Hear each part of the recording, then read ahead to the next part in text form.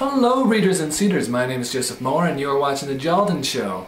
Right now I decided to share a small bit of a novel that I'm writing with you, just a brief amount.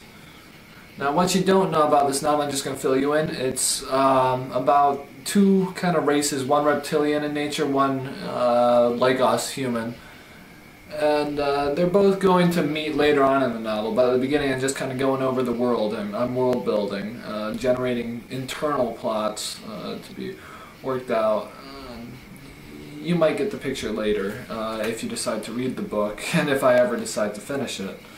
But right now, what I'm going to do, I have a computer right here, which I'm going to read off of, for the time being at least. So it's told from the lizard point of view, so I'm just going to start right now and end at about 5 minutes. Gonna get my storytelling voice on. Yeah, like this.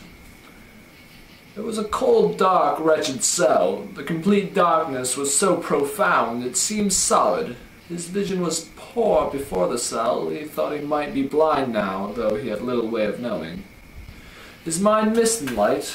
Sometimes he imagined a soft light increasing slowly in intensity as it consumed the room.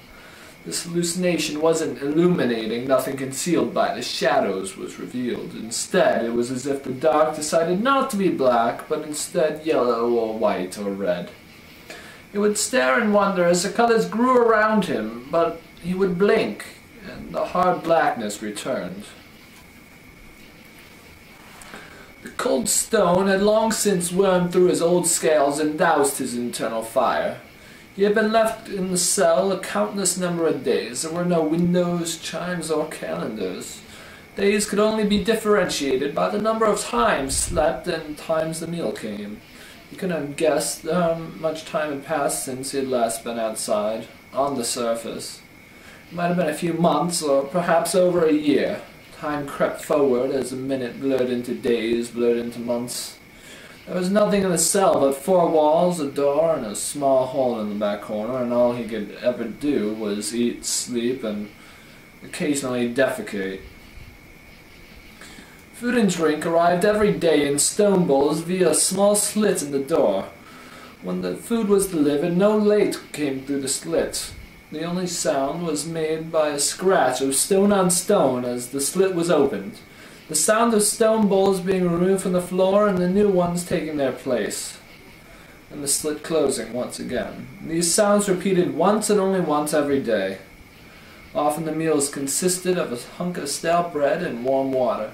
To eat the bread he would dip in the water first, as remaining teeth had a hard time chewing the food. Early on in his detention he tried talking to himself, not out of madness, or so he told himself. Rather to occupy his mind than to hear something other than the food slit.